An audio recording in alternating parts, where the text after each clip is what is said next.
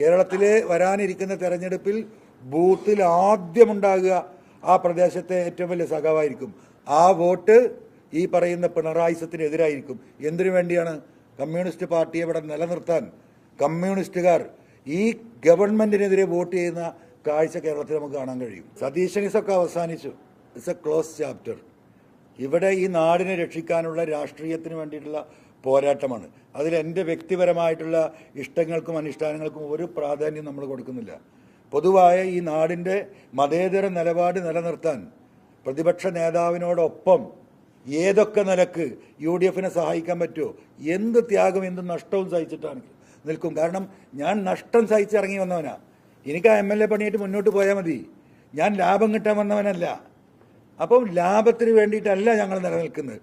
അതുകൊണ്ട് എന്ത് നഷ്ടം എനിക്കുണ്ടായാലും UDF നിന്നുകൊണ്ട് ഈ ത്രിതല തെരഞ്ഞെടുപ്പിലും വരാനിരിക്കുന്ന കേരളത്തിൻ്റെ നിയമസഭാ തെരഞ്ഞെടുപ്പിലും UDF അധികാരത്തിലെത്തിക്കാൻ ഒരു പൊതുപ്രവർത്തകൻ എന്ന നിലയ്ക്ക് എനിക്കെന്ത് സാധിക്കുമോ, എന്നെ സ്നേഹിക്കുന്നവർക്ക് എന്ത് സാധിക്കുമോ, എനിക്ക് ഒപ്പം നിർത്താൻ പറ്റുന്നവർക്ക് എന്ത് സാധിക്കുമോ, എല്ലാ നിലപാടും UDF അനുകൂലമായി സ്വീകരിക്കും.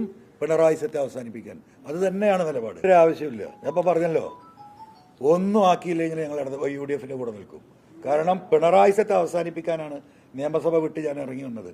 അതിൽ നമ്മൾ ഉറച്ചു നിൽക്കും. ഒരു കണ്ടീഷനുമില്ല. പറഞ്ഞല്ലോ, ആ സാഹചര്യമൊക്കെ മാറി. കേരളത്തിലെ നിയമസഭ നിലമ്പൂർ തെരഞ്ഞെടുപ്പ് നടക്കുന്ന രാഷ്ട്രീയത്തിൻ്റെക്കാളും എത്രത്തോളം കേരളത്തിലെ രാഷ്ട്രീയം മലീമസമായി. എവിടത്തേക്കാണ് ഈ നാടിനെ കൊണ്ടുപോകുന്നത്? അവിടെ ഞങ്ങൾക്ക് സീറ്റ് വേണം, ഞങ്ങൾക്ക് വോട്ട് വേണമെന്ന് പറഞ്ഞിട്ട് നിൽക്കാൻ ഞങ്ങളില്ല.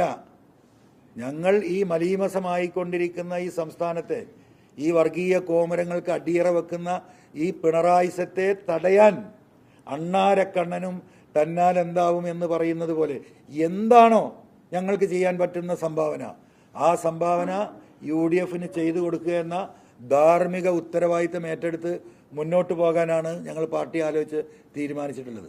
അല്പല്ല, നല്ല കഴിഞ്ഞിട്ടുണ്ട്. അല്പല്ല, നന്നായി ഇങ്ങനെ